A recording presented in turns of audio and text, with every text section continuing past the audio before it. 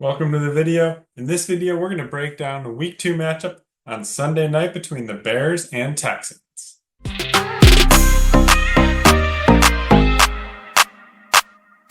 Let's begin with a quick Week 1 recap for the Bears.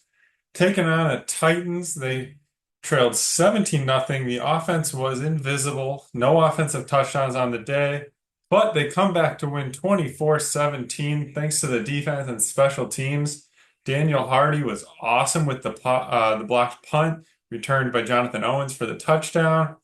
DeAndre Carter with a big return that set up a field goal. They did have the one miscue with Velus Jones, and I know Bears fans are tired of seeing Velus Jones returning punts and kicks.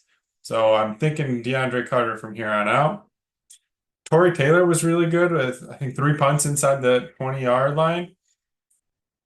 And Cairo Santos, 3 for 3 on field goals. So the special teams was awesome. And then we go to the defense. The defense was awesome. Tyreek Stevenson with a massive pick six, thanks to Will Levis. He was really just trying to get rid of it, but too much air under it and kind of cracked under pressure. Pick six for Tyreek Stevenson.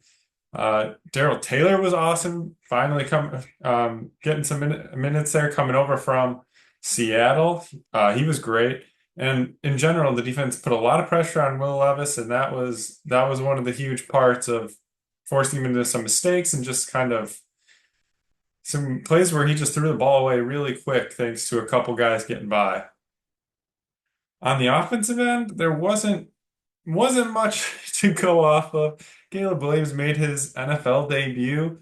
The good things, he protected the football, didn't throw any interceptions. He did look good on the 2-point conversion. There was a couple, I think they said close calls. It could have been the one that sticks out to me, the Keenan Allen double move. It was, I thought, a really good idea to take a shot there on third down, a play where they were probably going to go for it on fourth, and they did go for it on fourth. They just could not hook up, even though it was a good shot. And going forward, love to see that. Some cons of Caleb Williams' NFL debut, the accuracy wasn't there with the Keenan Allen, a couple other plays, and the decision making just seemed like he was sped up most of the game. The one other play that sticks out is the negative 19-yard scramble, whatever you want to call that. Obviously not what he was hoping for, but hopefully we can learn from that going forward. Again, it's going to be a learning curve for him because you can't just take a few snaps in preseason and expect to all of a sudden match the actual NFL games. So way too early to make any sort of judgment on Caleb Williams. One general NFL note that I heard Jeff Joniak mention was that Week 1 of 2024 was the lowest passing touchdowns by all the teams in Week 1 since 2010. And last year's was actually 36. This year's was 35, so it was pretty close last year. But take a look at this graph that shows NFL passing touchdowns in Week 1 by season. We see those last 2 years are much lower. Maybe more sense of the newer quarterbacks and newer really regimes in general. So something I'd note there is a lot of times coming out of preseason, Week 1, first couple weeks really in general, that teams with a lot of turnover and really just teams generally the offenses are behind the defenses. And that was very apparent in this Week 1 where we had 3 rookie quarterbacks with Caleb Williams, Jaden Daniels, and Bo Nix, and all 3 of those teams with 0 passing touchdowns. So I wouldn't go crazy at this Week 1 result. I think it's going to take time, and that's kind of the point of this graph is that when there's more young quarterbacks and newer offenses, the Week 1s, the results aren't there. So they'll come, hopefully, but they'll come in general. They'll come for everyone, but we'll see. As the weeks progress, that's something we'll need to watch. Let's get into the team the Bears will face Sunday night. The Texans, 10-7 last year. They won AFC South in head coach DeMeco Ryans' first year at the helm. Week 1, took on the Colts in Indianapolis, came out 29-27. Kind of a weird score given if we look at some of the stats behind that game. And the main one I'm referring to is the time of possession here. 2/3 of the time, the Texans had the ball, and yet they win the game by only 2 points. You'll see some of the reasons behind that come to a few explosive plays from the Colts. But again, the favorites to win the AFC South, this will be a tough matchup for the Bears. Some of the stars for week one were new players on the Texans, mainly be running back Joe Mixon with 30 carries for 159 yards and a touchdown. And then Stephon Diggs, 6 catches, only for 33 yards, but 2 touchdowns on the day.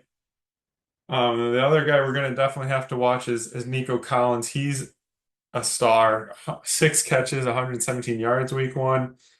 He had the longest for 55 yards. He is an absolute problem. So kind of Nico Collins and Stephon Diggs really fighting out for that number one receiver role. Couple other things I'll call out about the Texans week one. They did have a punt block, so not saying Bears are going to do it again, but something they had an issue with last week. They also, I would call out a great performance from Kai Fairburn, their kicker, with 350-plus yard field goals made, 50, 51, and 51 yards on those. So he's coming off a really good week as well, along with Santos for the Bears. Got 3 keys for the Bears this week. First is to stop Joe Mixon, make them beat you with the pass, which they can do, but we're going to have to make them do that.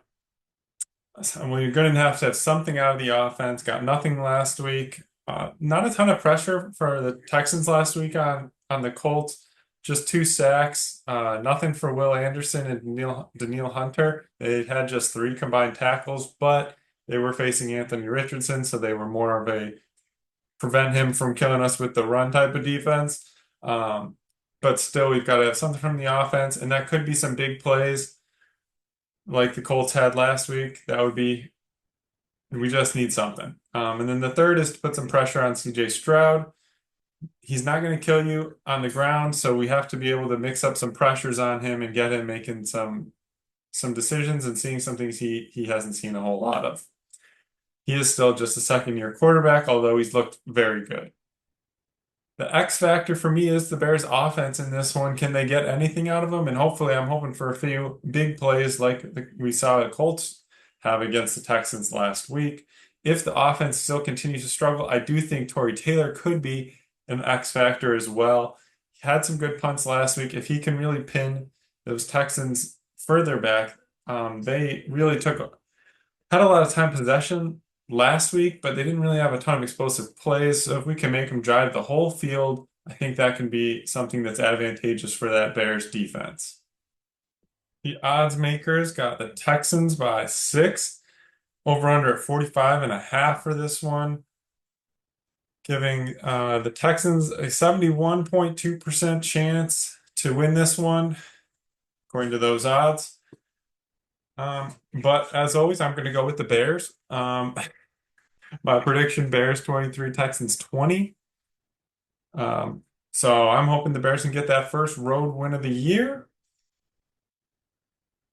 Some of the other things to consider going into this week are the injuries. It looked like Rome Odunze got a grade 1 MCL sprain, so he's listed as week to week. We'll see how he is listed going into the weekend. Keenan Allen appears to be fine, but was limping during last Sunday's game, so assuming he's fine, but we'll see about that going forward, checking the injuries. But let me know what you think. Who do you think is going to win? Think the Bears can cover the +6? Do you think that the offense will show more than they showed last week? And can the defense keep it up? So let me know in the comments. Please like the video, subscribe to the channel if you're enjoying this content as I continue to bring it to you. So until next time, go Bears.